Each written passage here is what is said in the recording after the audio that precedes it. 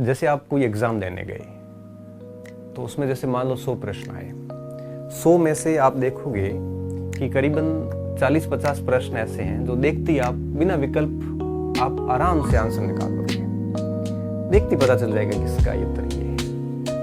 वो 40-50 प्रश्न ऐसे हैं जिसका देखते ही उत्तर निकल रहा है, उसको आप कहते हो आसान सवाल है। अब जरूरी नहीं है कि वो आसान है, वो हो सकता है आपके लिए आसान हो, कुछ और विद्यार्थियों के लिए वही प्रश्न बहुत कठिन हो।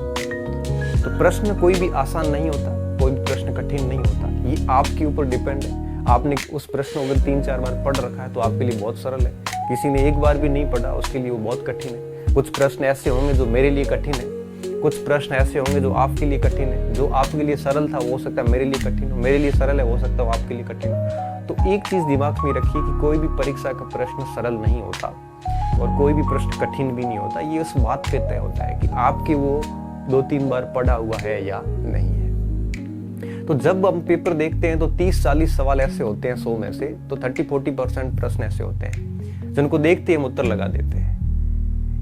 तो उत्तर लगाने के बाद हम उसको सरल नाम दे देते हैं, बल्कि ऐसा है नहीं।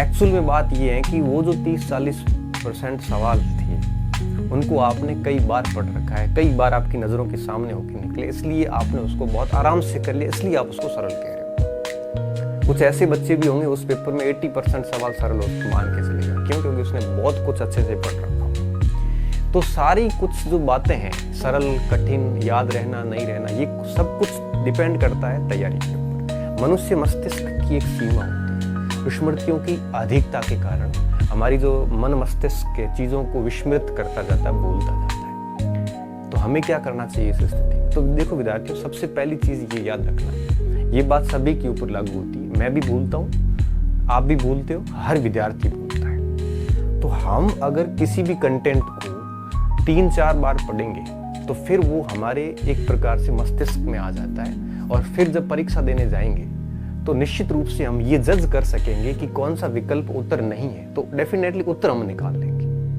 और अगर 5-6 बार पढ़ लेते हैं तो फिर वो उत्तर याद हो जाता है, फिर हमें विकल्प की भी आवश्यकता नहीं होती है। तो जितना अधिक बार पढ़ेंगे वो मेमोरी में याद हो जाता है। जैसे भारत की राजधानी सीधा दिल्ली निकलता है, इसके लिए हमें विकल्प की आवश्यकता नहीं है। क्यों? क्योंकि ये बहुत बार पढ़ लिया है। तो जितना ज्यादा पढ़ा जाएगा उतना ही याद होने की एक प्रकार से संभावनाएं बहुत बढ़ जाती है।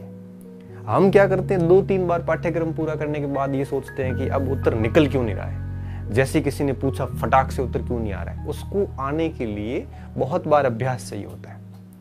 तो आप कभी भी ये चिंता ना करें कि हमें याद नहीं होता। देखो विद्यार्थियों, आप 2 बार 3 बार जब सिलेबस पढ़ लेते हैं तो आप MCQs वाले जितने भी परीक्षाएं हैं, मल्टी चॉइस क्वेश्चंस जितने भी हैं, बहुविकल्पनात्मक जो परीक्षाएं हैं, इनमें आप 2-3 बार 4 बार पढ़ने से पास हो जाते हैं। जब लिखने वाले परीक्षाएं होती है, सब्जेक्टिव पेपर होते हैं, जहां उत्तर लिखना पड़ता है, आपके पास कोई ऑप्शन नहीं होता, वहां 6-7 बार पढ़ के जाना पड़ता, तब उत्तर याद आता, अदरवाइज याद नहीं आता, क्योंकि विकल्प तो सामने नहीं। तो अगर आपको याद नहीं होता है या आपको ये लगता है कि पढ़ा खूब है लेकिन याद कुछ नहीं है, तो आपको ऐसा लगेगा, लेकिन आपको इसकी चिंता नहीं करनी। ये स्थिति तब तक रहेगी जब तक आपका कोर्स 3-4 बार से ज्यादा नहीं होगा, तब तक ये स्थिति रहेगी। लेकिन मैं विश्वास दिलाता हूँ कि अगर आपने ईमानदारी से 3-4 बार कोर्स पढ़ा है और आपको ऐसा लग रहा है कि कुछ भी याद नहीं है, कोई फर्क नहीं पड़ता। जिस दिन आप एग्जाम देने जाओगे और एग्जाम के पहले 5-7 मिनट के अंदर ही आप प्रश्न को जब देखोगे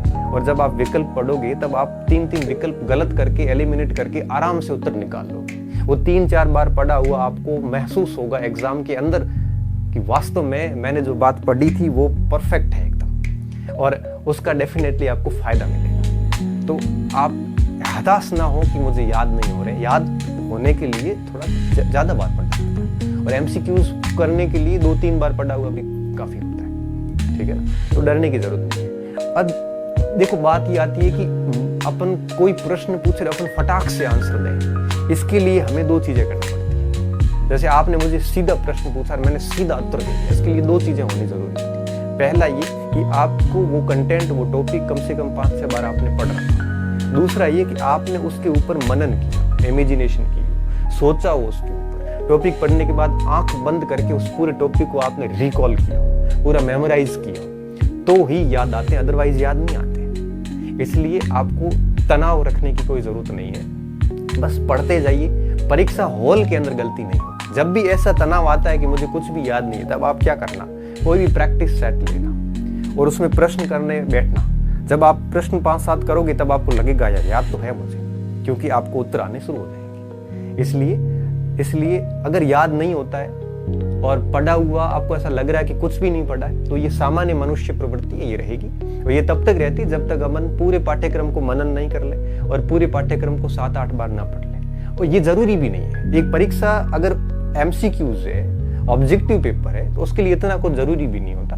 3-4 बार में भी हम परीक्षा पास कर लेते हैं, ऑप्शन देख के उत्तर निकल। हाँ, सब्जेक्टिव पेपर होते हैं तो जरूरी होती है। तो आपको डरने की जरूरत नहीं विद्यार्थियों, आप बिल्कुल निश्चिंत होके आराम से कोर्स पूरा कर लो। कठिन टॉपिक है तो उसके ऊपर थोड़ा मनन कीजिए, थोड़ा इमेजिनेशन कीजिए। जब भी आप थोड़े हताश होते हो, आपको लगता है कि मुझे कुछ भी याद नहीं है, उस समय आप कोई प्रैक्टिस सेट 15-20 प्रश्न निकालोगे तो आराम से आप उन चीज़ों को कर लोगे, जो दिक्कत आने वाली नहीं है।